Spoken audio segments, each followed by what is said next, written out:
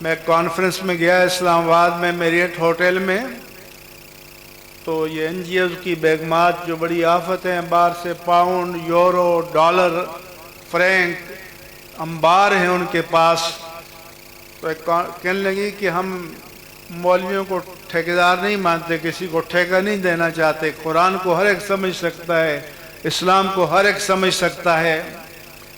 تو آخر میں میری باری آئی تو میں نے کہا کہ بی بی یہ آپ کو کس نے بتا دی ہے، غلط خبر دی ہے کہ ہم ٹھیکیدار ہیں؟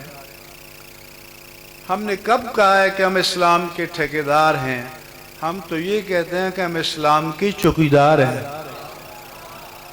اور چوکیدار کی ڈیوٹی یہ ہے کہ جب عمارت میں نقب لگایا جائے تو اس ہاتھ کو توڑ دے، اس کی شوکت کو توڑ دے، اور اسلام کی عمارت کی حفاظت کرے، اور انشاءاللہ جب تک جان میں جان ہے اس مشن سے پیچھے نہیں ہٹیں گے، کوئی بھی حالات آ جائیں۔ اسی طرح سے دینی مدارس و جامعات کی حریت فکر و عمل پر کوئی سودا نہیں کریں گے، کسی قیمت پر نہیں کریں گے۔ ان کو مرضی کے بندے مل جائیں تو استعمال کر کے دیکھ لیں، لیکن یہ ہمارے آباء و اجداد کی 250 سالہ امانت ہے۔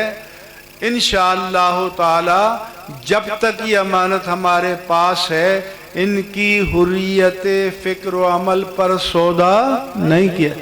تو بتاؤ آپ میدان میں کھڑے ہوگے؟